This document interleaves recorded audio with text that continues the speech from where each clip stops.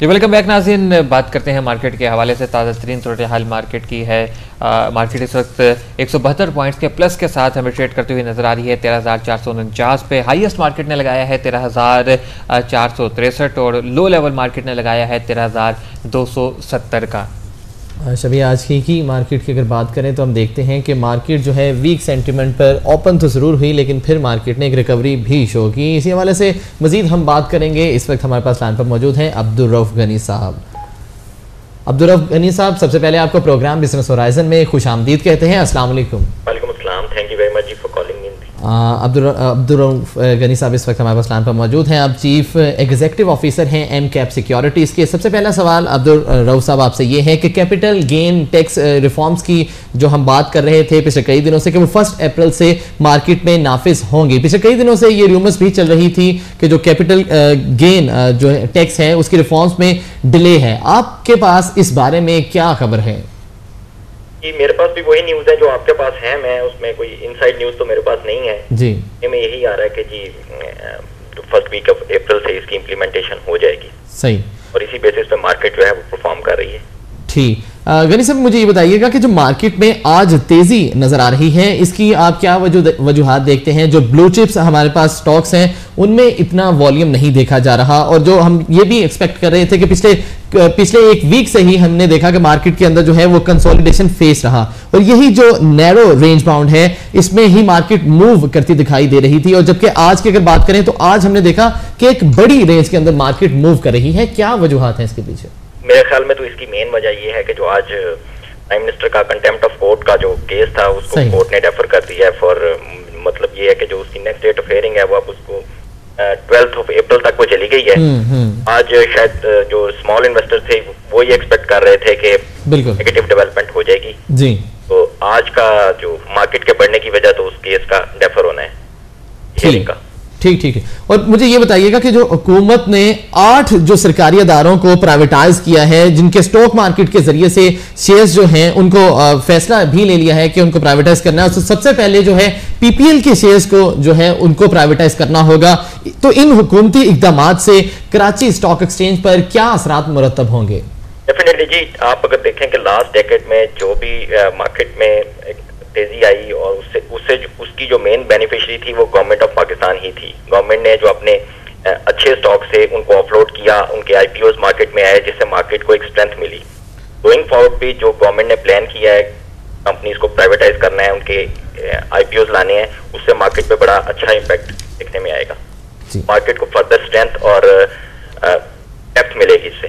सही, बहुत शुक्रिया अब्दुल रऊफ गनी साहब हमारे साथ गुफ्तगू करने के लिए, अपना कीमती वक्त हमें देने के लिए। आप चीफ एग्जीक्यूटिव ऑफिसर हैं एमकैम सिक्योरिटीज़ में। आपका ये कहना था कि जो इनका भी सभी यही कहना था कि इससे जो है बेहतरी होगी। आज के हवाले से खुसूसी तौर पर जो आज जो है हमने देखा कि तकरीबन अब से कुछ लम्हात पहले जो ओबामा की और वज़ीर आज़म गिलानी की मुलाकात हुई है, और उससे जो है पाकिस्तान की अगर स्टॉक एक्सचेंज की बात करें तो उसमें भी बेहतरी आएगी और पाकिस्तान के हालात भी बेहतर होंगे। दूसरा, जो कैपिटल गेन टैक्स रिफॉर्म्स की हम बात कर रहे थे तो उनका नफाज भी है। अब उम्मीद ये की जा रही है कि 1 अप्रैल से ही होगा, और इससे भी मार्केट की जो तेजी है ये भी एक बड़ी वजह है। जो मार्केट परफॉर्म कर रही है, जो मार्केट परफॉर्म कर रही है वो उन्हीं बुनियादों पर पॉजिटिव परफॉर्म कर रही है, जो कि रूमर्स जो है वो हमें सुनने को मिल रहे थे कि कैपिटल गेन टैक्स के अंदर की जो रिफॉर्म्स हैं वो 1 अप्रैल को लागू नहीं होंगी, लेकिन अब वो न्यूज़ की आ रही है कि वो लागू होंगी। इस वजह से मार्केट में जो है वो हमें कुछ मस्बत रुझान देखा जा रहा है।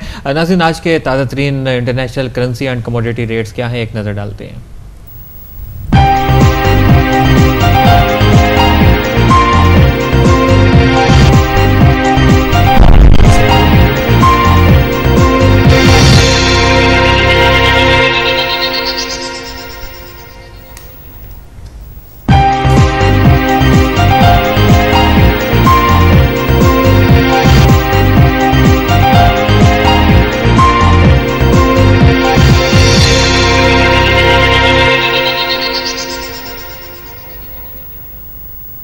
नाज़रीन आपने international currency and commodity rates देखे। अब आपको जो है हम प्रोग्राम में एक ऐसी रिपोर्ट शामिल करेंगे जो काबीना कमेटी की निष्कारी के ऊपर जो है वो एक तफसीली डिटेल रिपोर्ट है, और इससे पहले भी लास्ट वीक में शबी हम ऐसी ही रिपोर्ट दे चुके थे जो हुकूमत ने 8 सरकारी अदारों की प्राइवेटाइजेशन के हवाले से पार्शियल रिपोर्ट थी। आज हम नाज़रीन के साथ जो है वो डिटेल्ड रिपोर्ट शेयर करेंगे। नाज़रीन कैबिनेट कमेटी ने ऑन प्राइवेटाइजेशन ने सरकारी अदारों की निष्कारी के तरीकाकार पर तफसीली रिपोर्ट जारी कर दी है, और CCOP के मुताबिक पाकिस्तान पेट्रोलियम लिमिटेड में हुकूमत के शेयर होल्डिंग के 2.5% हिस्से की निष्कारी की जाएगी, और जिसे मुल्की और गैर मुल्की सरमायाकारों को फरोख्त किया जाएगा।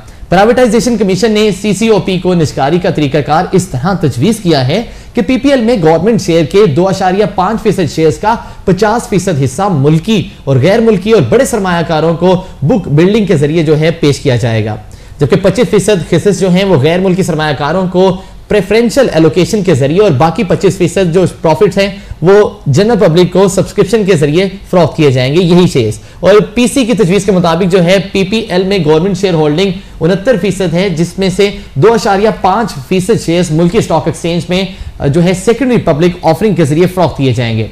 SPO के जरिए हुकूमत को $70 मिलियन आमदनी हासिल होगी। वजारत निष्कारी और PC के तैयार करदा समरी पर काबीना कमेटी ने मंजूरी देते हुए वजीर खजाना को इख्तियार दिया है कि वो PPL के SPO की स्ट्राइक प्राइस को बुक बिल्डिंग से तय करें।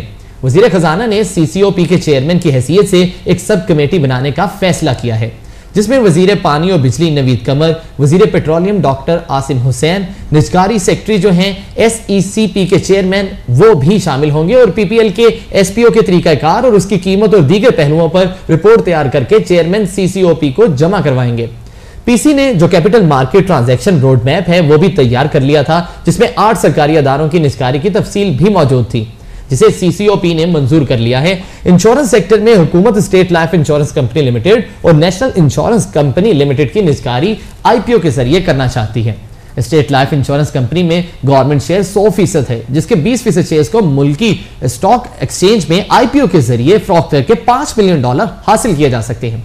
इस तरह नेशनल इंश्योरेंस कंपनी लिमिटेड के 100% शेयर्स हुकूमत की मलकियत में हैं, जिनमें से 10% शेयर्स के IPO हुकूमत को $20 मिलियन आमदनी दे सकते हैं। पावर सेक्टर में हुकूमत 2 सरकारी अदारों इस्लामाबाद इलेक्ट्रिक सप्लाई कंपनी और फैसलाबाद इलेक्ट्रिक सप्लाई कंपनी की निष्कारी स्टॉक मार्केट में IPO के जरिए करने का इरादा रखती है। इसके अलावा केपको के GDR जारी किए जाएंगे। हुकूमत के अंदाजे के मुताबिक फेस्को के 10% शेयर्स के IPO $25 मिलियन की आमदनी का हसूल बनेंगे, जबकि इस्लामाबाद की बात की जाए, इस्लामाबाद इलेक्ट्रिक सप्लाई की, तो 10% शेयर्स उसके IPO के जरिए $30 मिलियन कमाए जा सकते हैं। कैपको के 5% शेयर्स इंटरनेशनल सरमायाकारों को GDR के जरिए फरोख्त किए जाएंगे, जिनके जरिए हुकूमत $22 मिलियन कमा सकती है। ऑयल और गैस सेक्टर की अगर बात करें तो उनमें पाक अरब रिफाइनरी यानी पार्को और गवर्नमेंट होल्डिंग प्राइवेट लिमिटेड की निष्कारी भी स्टॉक मार्केट के जरिए की जाएगी। पार्को में गवर्नमेंट शेयर होल्डिंग 60% है। पार्को और GHPL के IPO साइज का ताहाल फैसला नहीं किया गया। हुकूमत के एक अंदाजे के मुताबिक OGDCL के GDR के अजरास से $500 मिलियन कमाए जा सकते हैं। बैंकिंग सेक्टर की बात करें तो हुकूमत हबीब बैंक और नेशनल बैंक के SPO और GDR जारी करने पर रजामंद है। हबीब बैंक में गवर्नमेंट शेयर 37% है, जिसके 2% शेयर्स को SPO के जरिए फरोख्त किया जाएगा, जिससे $28 मिलियन हासिल किए जाएंगे, और हबीब बैंक के 5% शेयर्स GDR के जरिए गैर मुल्की सरमायाकारों को फरोख्त किए जाएंगे, जिसके जरिए $72 मिलियन हासिल किए जाएंगे। नेशनल बैंक के 5% शेयर्स के GDR बैनुल-अक़वामी सरमायाकारों को फरोख्त करके हुकूमत $57 मिलियन कमा सकती है। इन तमाम सरकारी अदारों की निष्कारी के जरिए हुकूमत तकरीबन $829 मिलियन आमदनी हासिल कर सकती है।